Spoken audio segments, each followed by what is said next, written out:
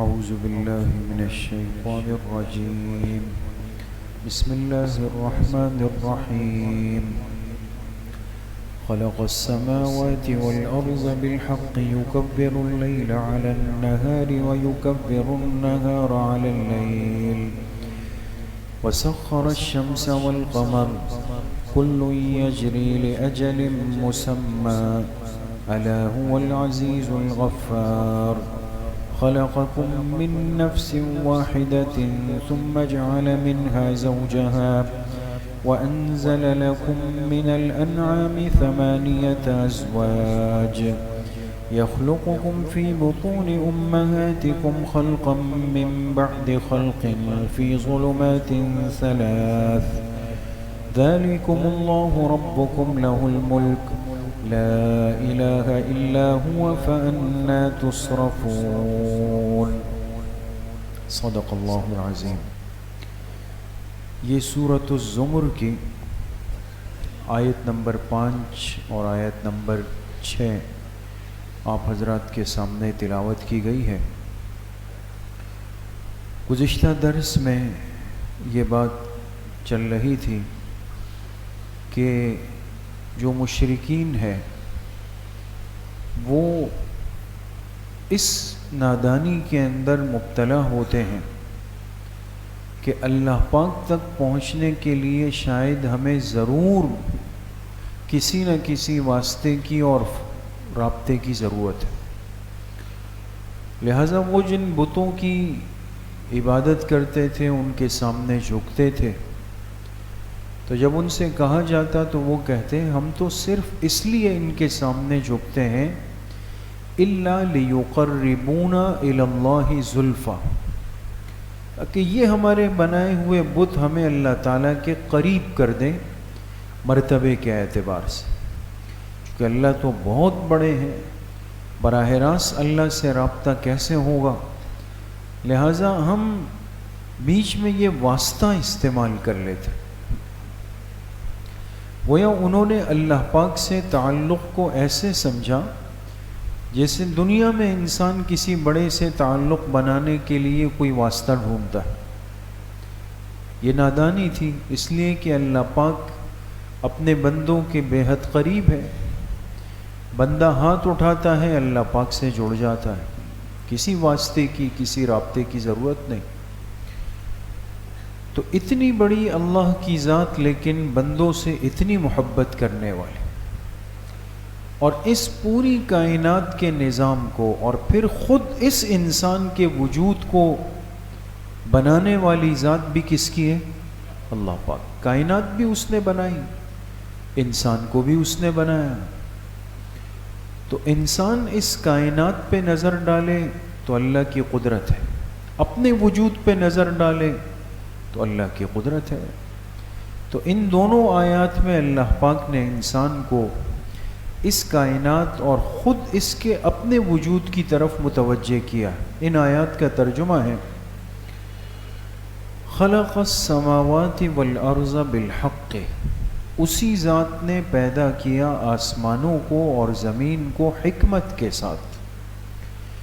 یکور اللیل علی النہار ویکور النہار علی اللیل، وہی ذات رات کو لپیٹتی ہے دن پر اور وہی ذات دن کو لپیٹتی ہے رات پر. وسخر الشمس والقمر، اور اسی نے سورج اور چاند کو کام پر لگا دیا. کل یجری لاجل مسمی، کہ ان میں سے ہر ایک گردش کر رہا ہے ایک وقت مقرر تک. الا، آگاہ ہو جاؤ، هو العزیز الغفار، وہی ذات ہی غالب ہے بخشنے والی. خلقکم من نفس واحدہ، اور اسی ذات نے تمہیں پیدا کیا ایک جان سے، یعنی آدم علیہ السلام جو سب کے بڑے ہیں.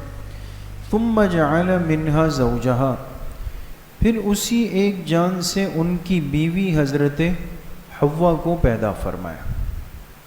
وَأَنزَلَ لَكُم مِّنَ الْأَنْعَامِ 8 أَزْوَاجٍ، اور تمہارے لیے اللہ پاک نے چوپائے پیدا کیے 8 جوڑا جوڑا کر کے، 8 چوپائے. اب 8 کے اگر ہم جوڑے بنائیں تو کتنے جوڑے بنیں گے؟ 4 جوڑے بنیں گے، اس لیے کہ ایک جوڑے میں 2 فرد ہوتے ہیں، تو 4 جوڑوں میں کتنے ہو گئے؟ 8. یخلقکم فی بطون امہاتکم، اور وہی ذات تمہیں بناتی ہے تمہارے ماؤں کے پیٹ میں، خلقا من بعد خلق، ایک کیفیت کو تبدیل کرنے کے بعد دوسری کیفیت میں، فی ظلمات 3 اندھیروں کے اندر. ذالکم اللہ ربکم، یہ اللہ تم سب کا رب ہے، لہ الملک، اسی کی بادشاہت ہے، لا الہ الا ہو، اس کے سوا کوئی معبود نہیں، فأنا تصرفون، کہاں پھرے جا رہے. تو 2 آیتیں ہیں دوستو. پہلی آیت میں اگر آپ نے غور کیا، اللہ پاک نے عالم کا تذکرہ فرمایا کہ آسمان و زمین بھی ہم نے پیدا کیے، پھر رات کو دن پر، دن کو رات پر لپیٹ دیا. تعبیر اس طرح کی، جیسے کہ اب مثال کے طور پہ آپ ساتھی بیٹھے ہوئے ہیں تو دیکھیے مسجد کا فرش ہے، نظر آ رہا ہے، لیکن اس کے اوپر اگر قالین بچھا دیا جائے تو قالین اوپر آئے گا، نیچے کا فرش چھپ جائے گا، پھر صبح وہ قالین اٹھا دیا جائے. اسی طریقے سے اس کائنات کا نظام چلتا ہے. اب دیکھیں رات کو اوپر سے پھیلا دیا گیا، کس پر؟ دن کی روشنی پر. جب کل کی صبح آئے گی تو صبح کی چادر اس کے اوپر پھیلا دی جائے. یہ سب ایک عمل چل رہا ہے. اور پھر فرمائے سورج اور چاند کو پیدا کر کے ان کو ان کی ذمہ داری پہ لگا دیا، وہ گردش کر رہے ہیں. قرآن کریم اشارہ کر رہا ہے. آج تو تحقیقات ہوتی ہے، سائنس ترقی کر چکی ہے، فلکیات پر غور و خوض ہو رہا ہے، سب چیزیں ہو رہی. گردش کیا چیز کر رہی ہے؟ دنیا گھوم رہی ہے، یا دنیا ساکن ہے اور اس کے گرد سیارے گھوم رہے ہیں؟ سورج اور چاند روکے ہوئے ہیں یا یہ گھوم رہے ہیں؟ یہ سب چیزیں چل رہی ہے دوست. لیکن قرآن کریم کا چونکہ موضوع یہ نہیں ہے کہ وہ انسان کو یہ بتائے کہ سورج نے یہاں گردش کی، چاند نے یہ گردش کی. اس نے انسان کو یہ ضرور بتایا کہ اتنے بڑے سورج اور چاند کو پیدا کرنے والی ذات پر ایمان لاؤ، وہ کتنی بڑی ذات ہوگی. لیکن قرآن اشارات کرتا ہے، اشارے پر تحقیقات ہوتی ہے. تو کیا فرمائے؟ کل یجری، سورج بھی اور چاند بھی، یجری عربی زبان میں جرا یجری کے معنی آتے ہیں چلنا، چکر لگانا. فرمایا ان میں سے ہر ایک دوڑ رہا ہے، چکر لگا رہا ہے، لیکن کب تک؟ لأجل مسمى، ایک وقت مقرر آئے گا، اس پہ سارا نظام لپیٹ دیا جائے گا. اب آسمان کو، زمین کو، سورج کو، چاند کو، پھر اس کی گردش کو، یہ سب چیزیں اللہ پاک نے انسان کو بتائی. اس کو کہا جاتا ہے دلیل آفاقی. پہلے بھی بات آ چکی. آفاق کہتے ہیں دنیا کو. یہ جو دائیں بائیں دنیا مجھے آپ کو نظر آ رہی ہے، یہ آفاق ہے دوستو. اس آفاق کی ہر چیز اللہ کی قدرت اور اللہ کی کاملیت پر بڑی دلیل ہے، بڑی نشانی. جو دوسری آیت ہے یہ کہلاتی ہے دلیل انفسی، نفس. انسان کو کہا اپنے اوپر غور کرو، دنیا دیکھ لی، اب اپنے وجود کے اوپر آ جاؤ، تم کہاں سے آئے؟ آج سے 30 سال پہلے، 40 سال پہلے، 45 سال پہلے، 55 سال پہلے تمہارا وجود نہیں تھا.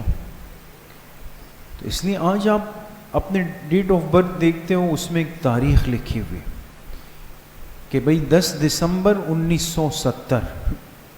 1970 سے پہلے یہ انسان نہیں تھا، اس وقت وجود میں آیا.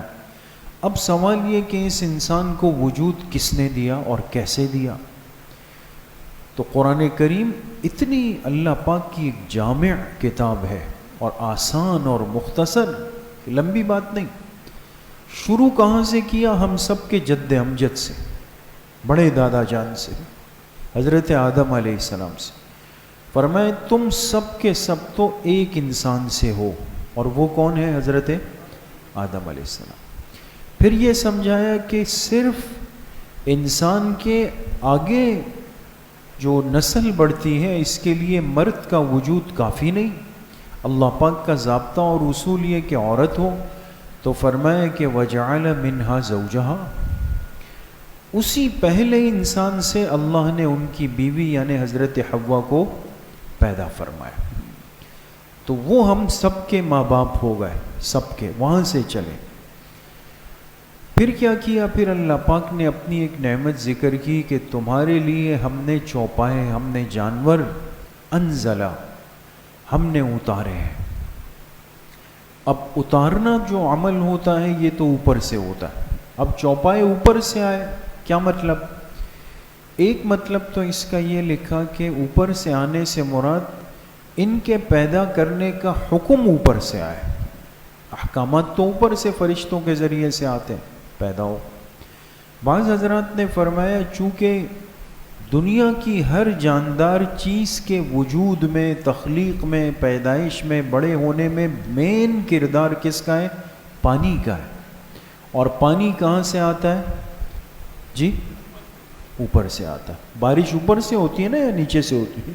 اوپر سے ہوتی ہے۔ تو بارش اوپر سے اللہ نے برسائی، فصلیں پیدا ہوئی، گھاس پیدا ہوئی، اور جانور چرنے لگے، ان سے ان کی اولاد پیدا ہوئی، سلسلہ چل پڑا۔ تو 8 حلال جانوروں کا تذکرہ ہوا، یعنی اونٹ اور اس میں پھر مذکر مؤنث، اور گائے میں مذکر مؤنث، بکری میں مذکر مؤنث، اور دمبی میں مذکر مؤنث۔ یہ وہ خاص جانور تھے کہ جو قربانی کے لیے رکھے گئے، ورنہ حلال جانور تو ان کے علاوہ بھی بہت سارے ہیں، ایسا نہیں ہے کہ باقی جانور حلال نہیں، لیکن یہ خاص وہ تھے جو قربانی کے لیے طے ہونے تھے، ان کا خاص تذکرہ کیا۔ پھر فرمایا کہ تمہیں بھی اللہ نے وجود دیا، تم کیسے بنے ہو؟ فرمایا اپنے ماؤں کے پیٹ میں بنے ہو، اور تمہارے بننے کے بھی مراحل ہیں۔ قرآن کریم میں سورہ مومنون میں پھر اللہ پاک نے اس کا تذکرہ بھی فرمایا کہ 40 دن تک یہ انسان صرف نطفے کی شکل میں ہوتا ہے، پانی ہوتا ہے بس۔ 40 دن جب اس نطفے پہ گزرتے ہیں پھر یہ جمع ہوا خون بن جاتا، جمع ہوا خون، پھر مزید اس پہ 40 دن گزر جاتے ہیں۔ پھر 40 دن کے بعد کیا ہوتا ہے کہ پھر یہ گوشت کا ایک لوتھڑا بن جاتا ہے اور ہڈیاں پیدا ہو جاتی ہے اس کے اندر، یہ تیسرا چلہ اس کے اوپر گزر جاتا۔ بات سمجھ گئے دوستو؟ تو 40 40 40 کتنے مہینے ہو گئے؟ جی 4 مہینے ہو گئے، 4 مہینے ہو گئے۔ 4 مہینے کے بعد اللہ کی طرف سے فرشتہ آتا ہے اور وہ اس بچے کے وجود میں روح اللہ کے حکم سے پھونک دیتا ہے۔ اگر اس بچے نے دنیا میں آنا ہے 4 مہینے کے بعد روح پھونکی جاتی ہے، اس لیے جب تک حمل ماں کے پیٹ میں ہے، بن رہا ہوتا ہے، 4 مہینے تک جسم کی گروتھ تو ہے، بن تو رہا ہے، لیکن روح نہیں ہے۔ روح کب آتی ہے؟ 4 مہینے کے بعد آ جاتی ہے، اور پھر جتنا وقت اس کے لیے درکار ہے وہ اس کے اندر پورا ہو جاتا ہے۔ اب اس جگہ پر وہ کون سی ذات ہے جو اس پانی کے قطرے کو حکم دے رہی ہے، یہ خون بنا، پھر یہ گوشت بنا، پھر یہ ہڈی پر چڑھا، پھر اس کے ہاتھ پیر بنے، ساری چیزیں بنی، کون کر رہا؟ کون سی مشین اس کے اندر کارآمد ہو رہی؟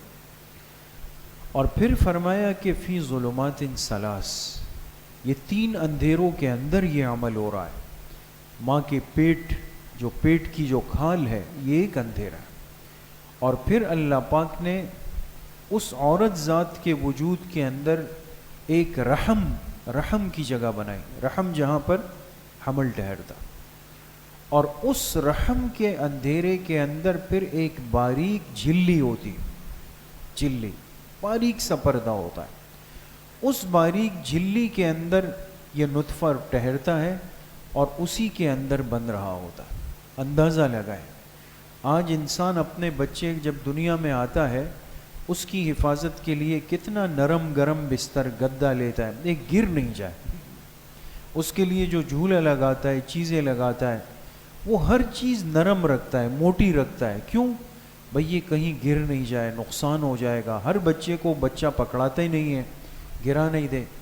اللہ کی ذات کو دیکھے کہ یہ بچہ 9 مہینے تک بند رہا ہے اور اس کے وجود کے ارد گرد ایک باریک جھلی اور مجال ہے جو اندر اس کو کوئی چیز تکلیف دے دے اور اس کو نقصان پہنچا دے.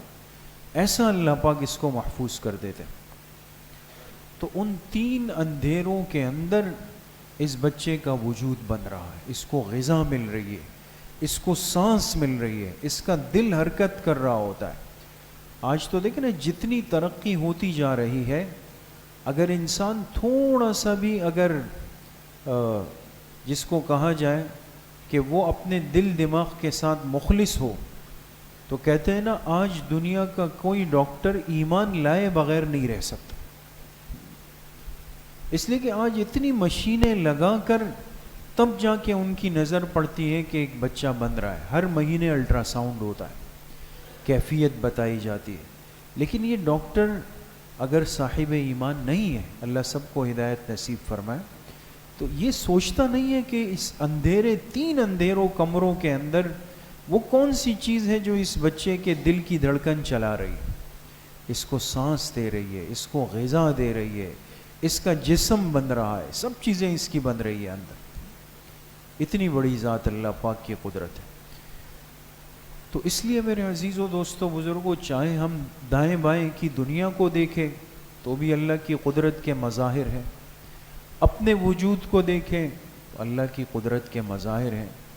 یہ سب اس بات کا تقاضا کرتے ہیں کہ بندہ اللہ کی ذات پر مضبوط اور پختہ ایمان لائے، اپنا تعلق اللہ کی ذات سے مضبوط کریں، ہر حال میں اور ہر خوشی غمی تکلیف مصیبت ضرورت میں اللہ کی ذات کو پکاریں.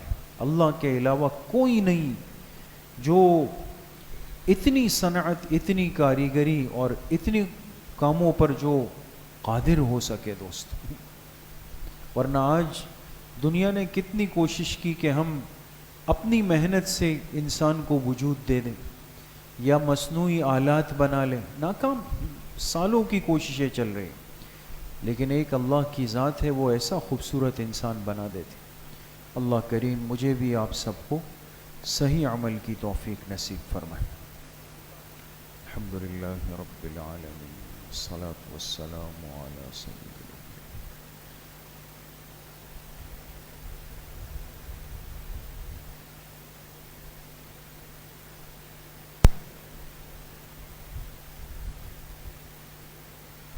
وصلی اللہ وسلم علی نبینا محمد وآلہ وصحبہ اجمعین.